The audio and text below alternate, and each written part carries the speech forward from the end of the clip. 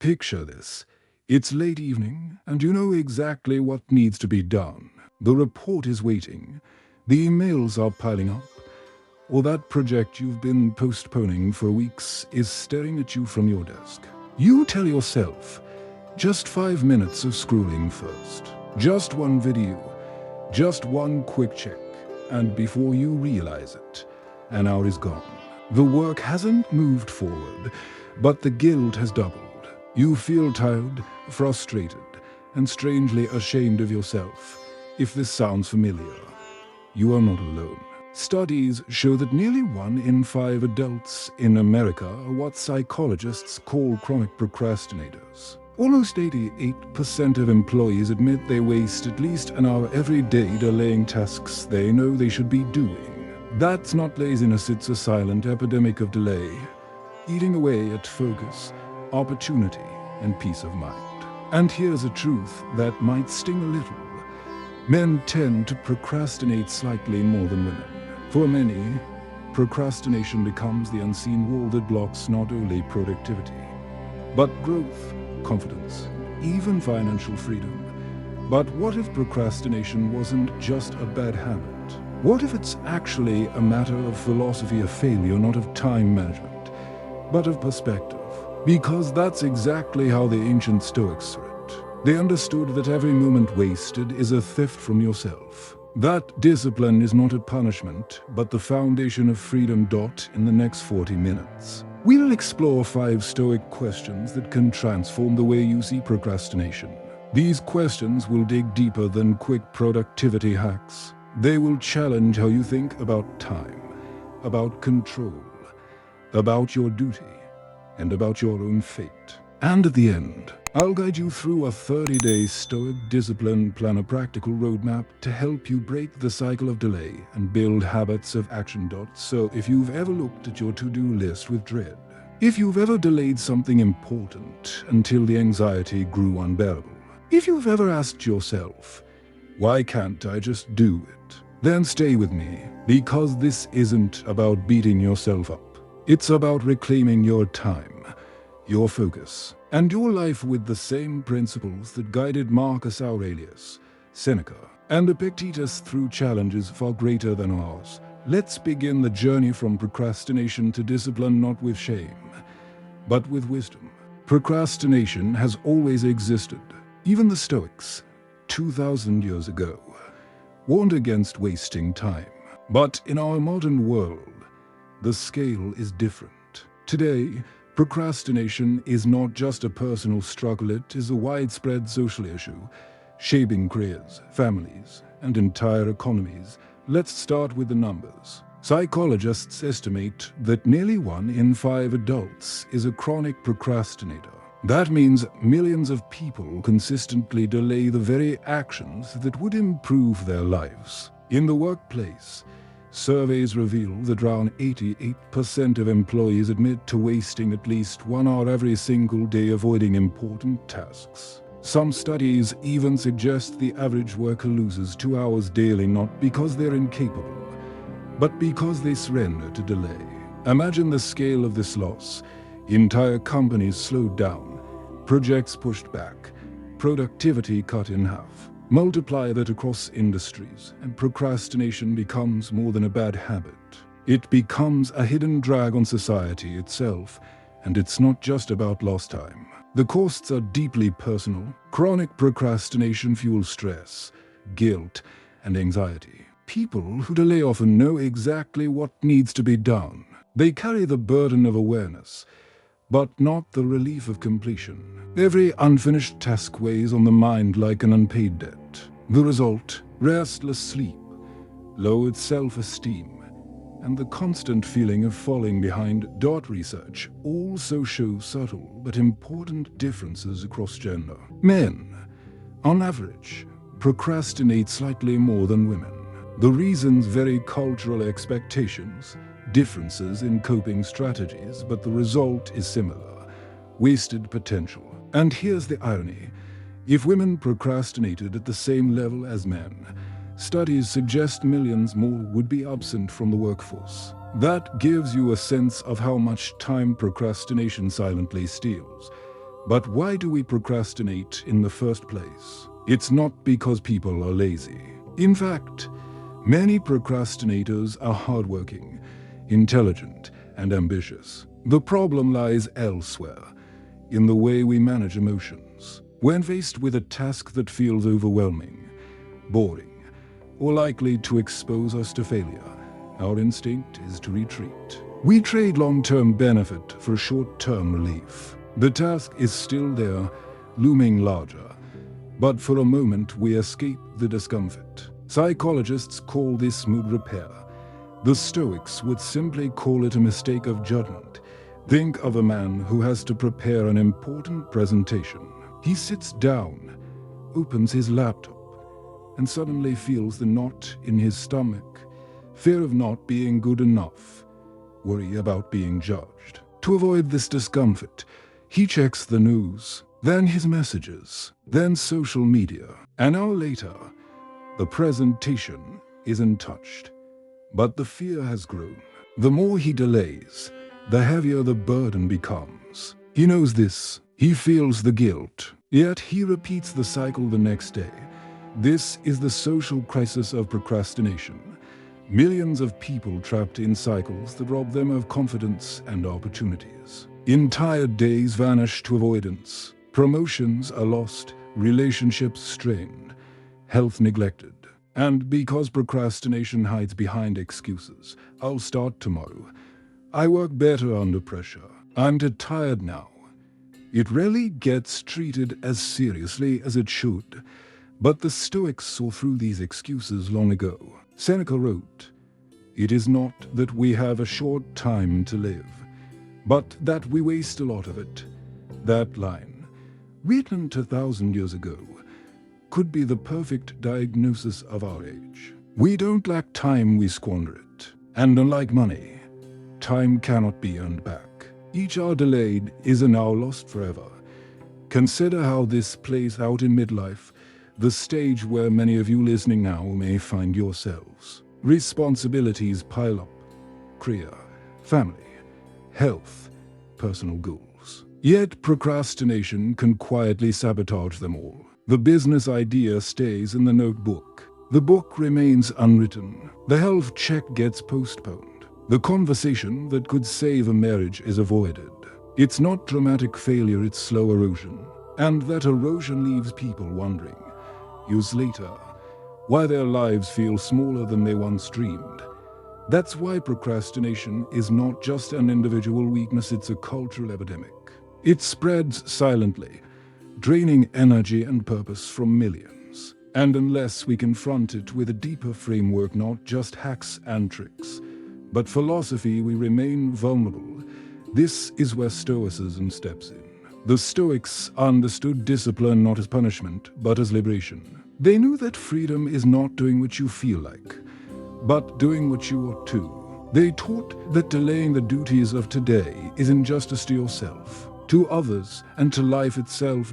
So before we move into the practical Stoic tools, I want you to sit with this reality. Procrastination is not harmless. It is not quirky. It is not a small flaw to laugh about. It is a thief, and every day you delay, it steals from your future. The good news is that the Stoics left us principles sharp enough to cut through this cycle. And in the next section, we'll uncover how their wisdom can give us the strength to act not tomorrow, not later, but today.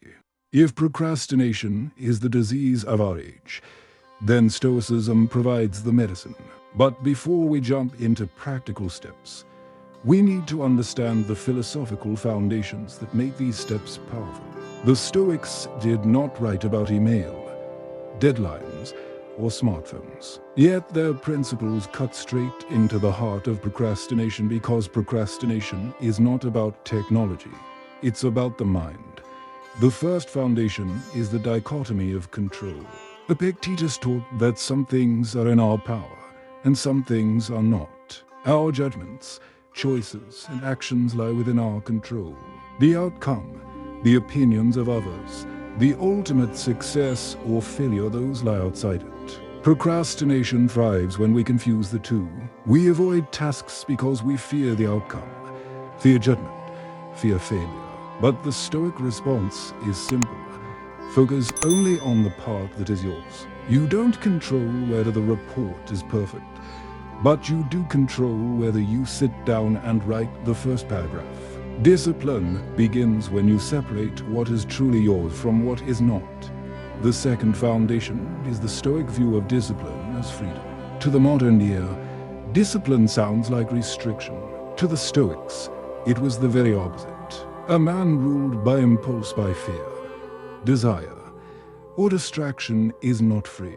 He is a slave to his moods. But the man who governs himself, who does what reason demands even when he does not feel like it, is truly free. Procrastination whispers, do it later. When you feel ready, Stoicism replies, do it now, because that is freedom. The third foundation is premeditatio malorum, the premeditation of adversity. The Stoics would imagine hardships in advance, so they would not be surprised when difficulties arrived. Applied to procrastination, this means expecting resistance. When you face a tough task, of course you will feel bored, anxious, or unmotivated. That is not failure, it is predictable. By rehearsing this mentally, you are less likely to be blindsided by the urge to avoid. You greet the discomfort as an old acquaintance, not an enemy. The fourth foundation is temperance, the virtue of moderation. Procrastination often rises from imbalance, too much pleasure-seeking, too much avoidance, too much indulgence in comfort. Temperance reminds us that a good life requires proportion. Just as the body suffers from overeating, the mind suffers from overindulgence in ease. When you bring balance to your habits, working when it is time to work, resting when it is time to rest, you remove the fertile ground where procrastination grows. And finally, the fifth foundation is justice. To the Stoics, justice meant giving each person and each duty the respect it deserves. When you delay important work, you are unjust not only to yourself, but also to others who rely on you. The colleague who waits for your part of the project, the family who depends on your income, even your future self, who inherits the consequences of your delay.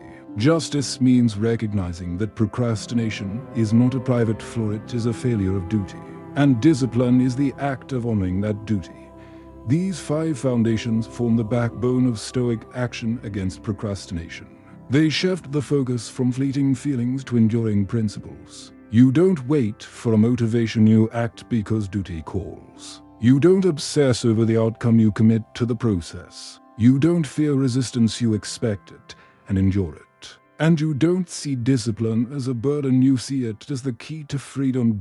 So as we move forward into the next sections, keep these foundations in mind. Each Stoic question we explore will rest upon them. They are not abstract philosophy. They are weapons sharp, tested, and ready for battle against delay. The Stoics faced their own distractions, temptations, and fears, and with these foundations, they overcame. The question now is, will you? The first Stoic question you must ask when procrastination strikes is simple, yet radical.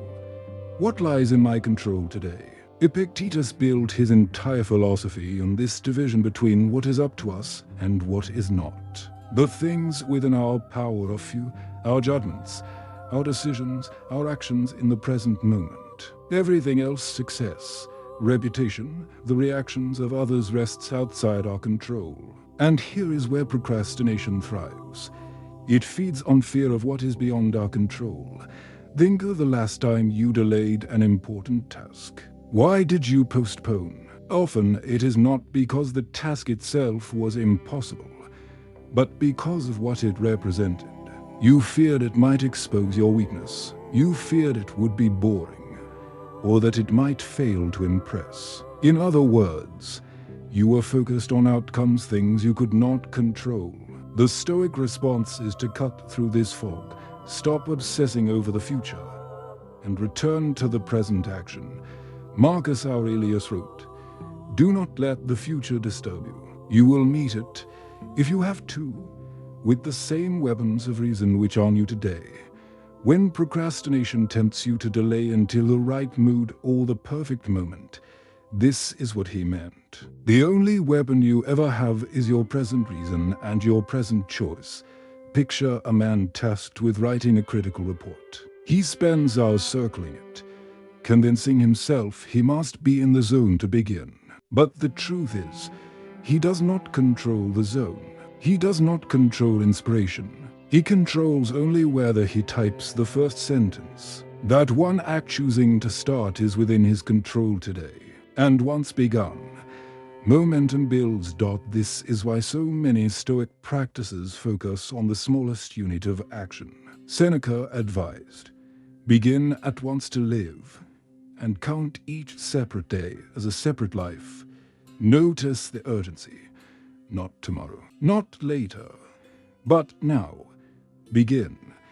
You may not be able to finish the entire project today, but you can always begin. And beginning is often enough to break the spell of delay. In practical terms, this question, what lies in my control today, becomes a filter. You look at your overwhelming list and strip away the noise. You cannot control whether the project will be praised. You cannot control whether the outcome will be flawless. But you can control opening the file. You can control sitting quietly for 25 minutes of focused work. You can control the choice to endure boredom for the sake of progress. Ask yourself, what if every time you felt the urge to procrastinate, you paused and asked this question? How many hours would be saved simply by focusing on the controllable step instead of the uncontrollable outcome? Here's a practical example. Let's say you've delayed exercising for weeks. You tell yourself, I don't have time for the full workout today. The Stoic filter replies, the full workout isn't yours to control right now. But putting on your shoes, walking for 10 minutes, that is, by shifting focus to the controllable action, you bypass the excuses that keep you stuck. The power of this first question is that it transforms procrastination into clarity. Instead of drowning in what-ifs, you stand firmly in the present. You realize that while outcomes may be uncertain, your choice to act is never beyond your reach. So let it echo in your mind the next time you hesitate. What lies in my control today? Because the answer is always the same. The next small step, the action in front of you, the discipline to begin. And often, that single step is all it takes to turn delay into momentum. The second Stoic question cuts closer to the bone. How do you respond when the urge to delay shows up? Because here's the truth. Procrastination is not simply the absence of action. It is the presence of a powerful urge, a pull toward distraction, comfort, or avoidance. That urge will always come. The real test is not whether you feel it, but how you respond. The Stoics knew this battle well. Epictetus reminded his students, when you are tempted, remember that habit begins with a small concession every time you give in to the urge. You train yourself to surrender more quickly the next time, but every time you resist, even once, you build strength for the future. Think of how it plays out in daily life. You sit down to begin your work, and within seconds, the thought slips in. Just check your messages first. It will only take a moment, but that moment becomes a cascade. Email, social media, a snack, and suddenly 30 minutes have vanished. The urge feels harmless at first, but left unchallenged, it grows into a thief. This is why the Stoics taught the art of prohairesis as your faculty of choice. You cannot stop impressions from rising. You cannot prevent the urge from whispering in your mind, but you can choose your response. Will you obey it, or will you assert control? Seneca wrote, it is not that we have a short time to live, but that we waste a lot of it. Waste does not happen in grand gestures. It happens in these tiny moments when we let the urge decide for us. Let's be honest. Most of us react to the urge in one of two ways. Either we indulge at telling ourselves just a few minutes won't matter, or we fight it with sheer willpower, often exhausting ourselves in the process. The Stoic approach offers a third way. Acknowledge the urge without obeying it. Notice it, name it, and then return to the task. Imagine this like standing on the shore as waves crash in. You cannot stop the waves, you cannot wish them away, but you can stand firm. Let them wash over you, and watch them recede. The urge to delay is a wave. It rises, peaks, and fades. If you can hold your ground for even a few minutes, it loses its force. Here's a practical method rooted in this philosophy. The 2-minute deferral. When the urge to delay rises, you don't forbid yourself from escape forever. You simply tell yourself, I will begin for 2 minutes. Almost always, those 2 minutes grow into 20. The urge weakens as action strengthens.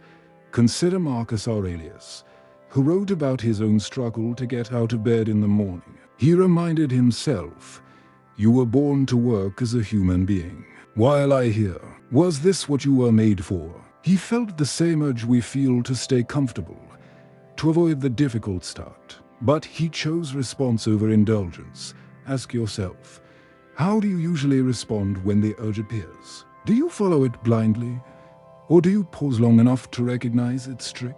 Because that pause, that small act of awareness creates a space where discipline can grow. The Stoics knew that the mind is shaped by repetition. Each response to the urge sets a precedent. Indulge it, and procrastination gains power. Resist it, and discipline grows. There is no neutral ground. Every choice is training. So let this question ring in your ears the next time you hesitate. How do I respond to the urge to delay? Remember, the urge is not destiny. It is only a wave. And you, armed with reason, can choose to stand firm. The third Stoic question pierces through every excuse we make. Are you treating time as your most precious asset? Seneca, in his essay on the shortness of life, makes a blunt observation. It is not that we have a short time to live, but that we waste a lot of it. And nowhere is this truer than in procrastination.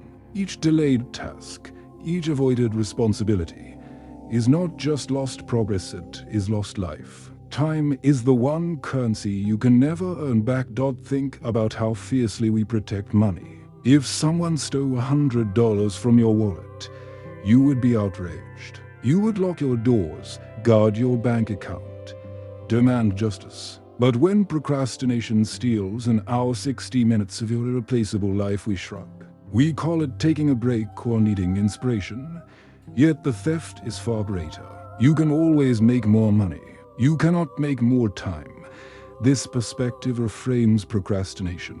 It is not harmless. It is not funny. It is not just the way I am. It is the quiet bleeding of your most precious resource. And the longer it continues, the more devastating the cost. Consider the cumulative effect. 1 hour wasted per day equals 7 hours per week, nearly a full workday lost. Over a year, that's more than 350 hours, almost 9 full weeks. Imagine what could be built, learned, or repaired in that time. A new skill, a deeper relationship, a healthier body. Instead, those hours dissolve into nothing, leaving behind only regret. The Stoics constantly reminded themselves of memento mori, the certainty of death. This was not morbid obsession, but clarity. If life is finite, then every moment wasted matters. Marcus Aurelius urged himself daily, do not act as if you had 10,000 years to throw away. Death stands at your elbow. To procrastinate, then, is to live as though life is endless. To discipline yourself is to live as though it is precious. Here's a simple exercise you can try. At the start of your day, imagine that time is gold coins in your pocket. Each task, each moment, spends 1 coin. Would you really hand those coins to procrastination, to endless scrolling, pointless distractions, avoidable delays? Or would you invest them in something that grows your life's value? This mental shift turns time from something abstract into something tangible, visible, and worth protecting. Let's make it personal. Picture a father who comes home each evening with good intentions. He wants to play with his children, connect with his partner, maybe even read a book. But the urge to delay whispers, "Just relax online for a bit first," and now disappears. The children are asleep. The opportunity for a connection is gone. He hasn't just lost time.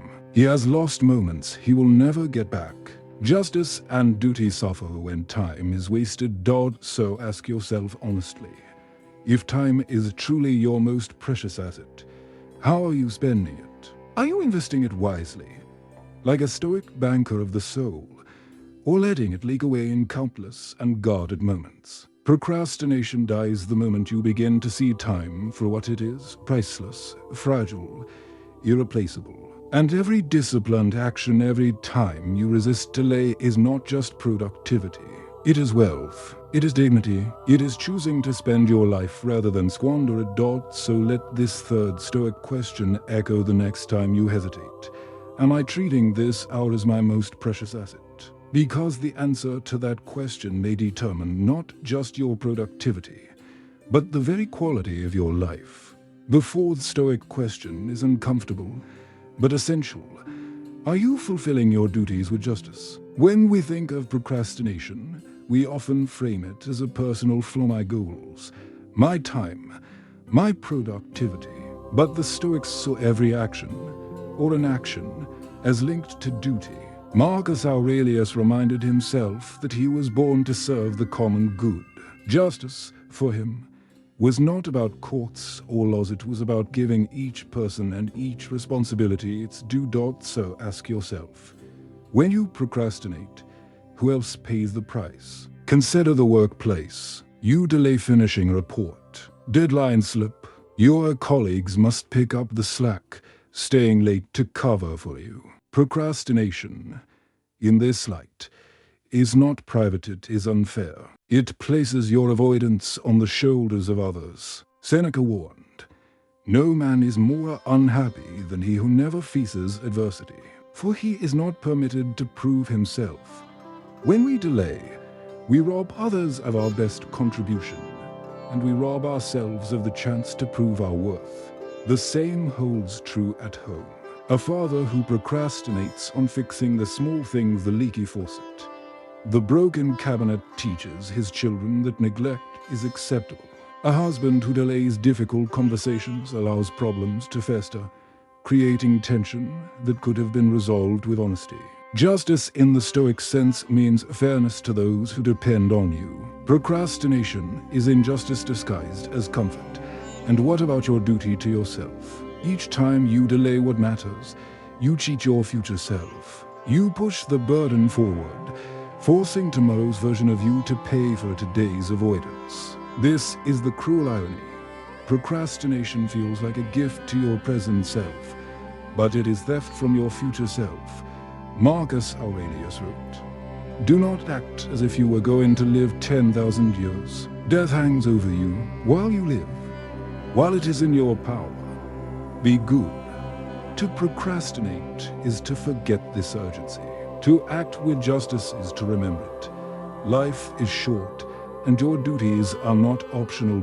So how do we bring justice into our daily battles with delay? Start by naming your duties clearly. Who relies on you today? What promises have you made? What work has been entrusted to you? Write them down. When the urge to delay strikes, remind yourself, this task is not just from me, it is for them. Suddenly, the weight of duty makes procrastination feel selfish, even dishonorable. But justice also requires balance. It is not about grinding endlessly or becoming a machine. It is about fairness. Fairness to your family, who deserves your presence. Fairness to your work, which deserves your focus. Fairness to your body, which deserves care. And fairness to your mind, which deserves peace. The Stoics did not call us to self-destructs. They called us to harmony, each duty honored in its place, each responsibility met with courage. So, the next time you are tempted to put off the important for the trivial, stop and ask, am I being just? Am I giving what is owed to my family, my colleagues, my future self? The answer will often sting, but it will also set you back on the path of integrity. Procrastination is not just wasted time. It is a breach of justice, discipline. Then, is not just self-control, it is fairness. To live stoically is to live justly, and justice leaves no room for delay. The fifth and final Stoic question asks something radical. Do you love your fate enough to act now? For the Stoics, Amor Fati love of fate was not resignation, but affirmation. It meant more than accepting the life you have. It meant embracing it, even its hardships, as if you had chosen it yourself. And when it comes to procrastination, nothing is more corrosive than the belief that life will wait for you. Amor Fati crushes that illusion. It says, this moment is not a rehearsal. It is your fate. Love it enough to step into it fully. Think about how procrastination talks to us. It whispers, there will be time later. Tomorrow will be better. The right moment hasn't arrived yet. Amor Fati replies, tomorrow is not promised. Later may never come. The right moment is the one you have now.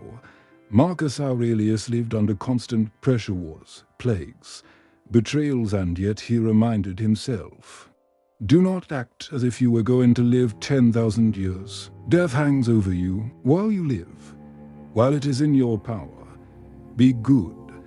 That was Amor Fati in action. He did not wait for a comfort or certainty. He loved his fate enough to act in the present, no matter how imperfect. Let's bring this down to earth. Picture a man in midlife who has long dreamed of starting his own business. He has the idea, the skill, even some savings. But he tells himself, not yet. I'll do it when things settle down. When I feel ready. Months turn into years. The children grow up. His energy fades. The window narrows. He procrastinated not because he was lazy, but because he was waiting for a fate that never arrived. Stoicism would challenge him. Do you love your fate enough to start now?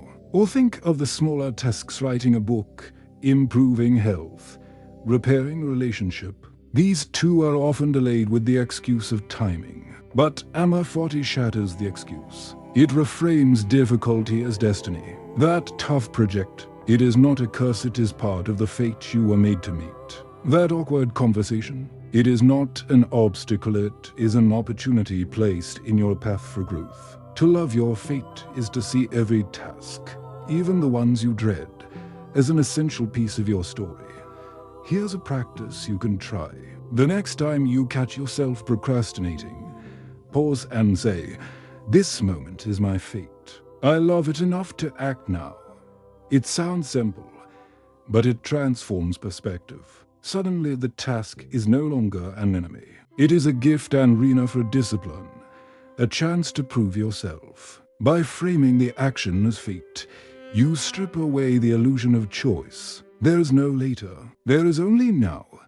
Amor Fati also protects you from perfectionism, one of procrastination's sharpest claws. If you wait until everything is flawless, you will never begin.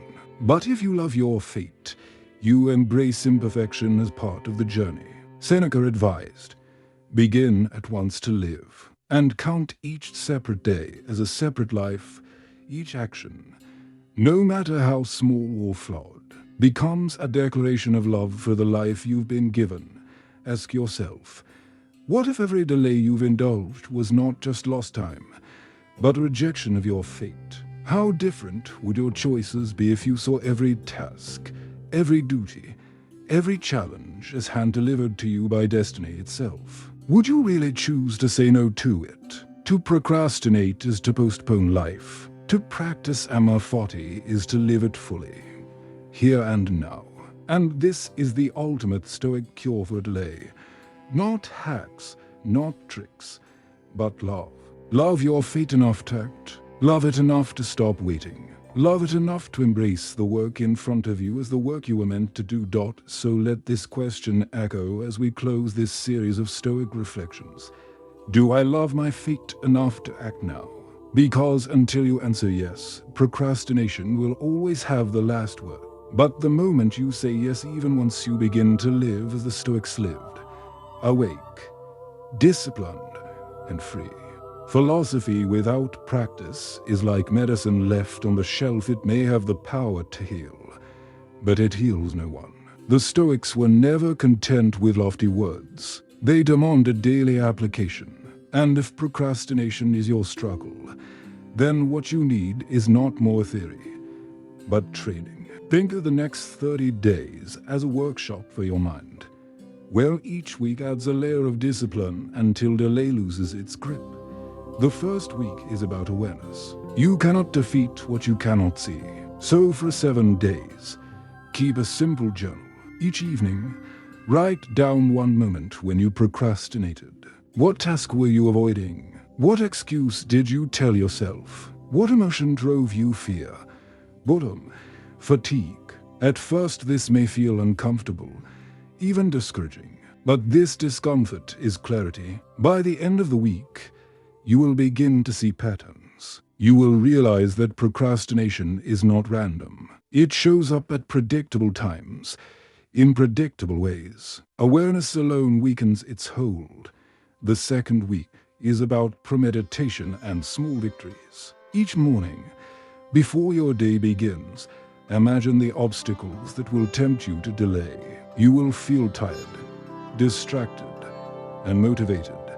Expect it. The Stoics called this premeditation the rehearsal of hardships. And alongside this mental rehearsal, you set an if-then plan. If I feel the urge to delay, then I will start for just 5 minutes. You are not promising perfection. You are promising action. Those small victories, the report begun, the workout started, the call made are proof that discipline is built one decision at a time. The third week shifts focus toward justice. Now you must measure how procrastination affects not just you, but others. Begin tracking your hours honestly. How much time each day do you spend working on what truly matters? How much do you waste in avoidance? Write down who is impacted when you delay: your colleagues, your family, your future self. This is not to shame you, but to remind you, procrastination is never private. Justice demands fairness, and fairness demands action. As you record this, you will feel the weight of duty pressing you forward. That weight is not a burden, it is guidance. The fourth and final week is about Amor Fati, loving your fate enough to act now. Here, you stop seeing tasks as enemies and start seeing them as opportunities. Each time you face a difficult duty, pause and say, "This is part of my fate. I love it enough to begin." Set aside at least 2 blocks of deep work each day. No distractions, no excuses. Choose one task that you have been postponing for weeks and make it your proving ground. Do not wait for a motivation. Begin with love for the life you have, and discipline will follow. By the end of 30 days, you will not be cured of procrastination forever. No philosophy promises perfection, but you will be stronger. You will have trained yourself to see procrastination for what it is: a thief of time, a test of will, a challenge to be met. And with awareness, small victories, justice, and Amor Fati, you will carry weapons sharp enough to face it. The Stoics believed that freedom does not come from doing what you want, but from mastering yourself. A man who cannot control his impulses is not free, no matter how much leisure he has. A man who can act with discipline, even when tempted to delay, is free to live, free to serve, free to leave nothing important undone. That is the promise of this 30-day plan. Not the end of struggle, but the beginning of freedom. We have walked through the hidden costs of procrastination, the silent epidemic of delay that steals hours, drains confidence, and robs lives of their potential. We have seen that procrastination is not laziness, it is misplaced attention, an emotional escape that trades long-term growth for short-term comfort. And we have discovered that the Stoics, though they lived 2,000 years ago, understood this struggle better than most modern productivity experts. They gave us foundations Focus only on what is within your control. Embrace discipline as freedom. Expect resistance, live with temperance, and honor your duties with justice. They challenged us with 5 searching questions. What lies in your control today? How do you respond to the urge to delay? Are you treating time as your most precious asset? Are you fulfilling your duties with justice? And do you love your fate enough to act now? Each question is a mirror, showing not just the problem, but the path forward. Then we turned philosophy into practice, a 30-day plan of awareness. Small victories, justice, and Amor Fati. Not theory, but training. Because freedom is not one in abstract reflections. It is one in the moment you sit down to work, in the choice to begin despite the urge to delay, in the daily act of honoring your time as if it were treasure. The Stoics would remind us, life is short. Tomorrow is not promised. Discipline is not punishment, it is dignity. Each task completed today is not just productivity. It is proof that you are living your life, not postponing it. So here is my challenge to you. The next time procrastination whispers later, answer with action. Take the step, however small, today. And if you found value in these reflections, I invite you to join us here at StoicCraft. Subscribe, share your thoughts, and become part of a community choosing discipline over delay, wisdom over excuses, freedom over slavery to impulse. Your time is your life. Guard it, spend it wisely, and above all, live it now.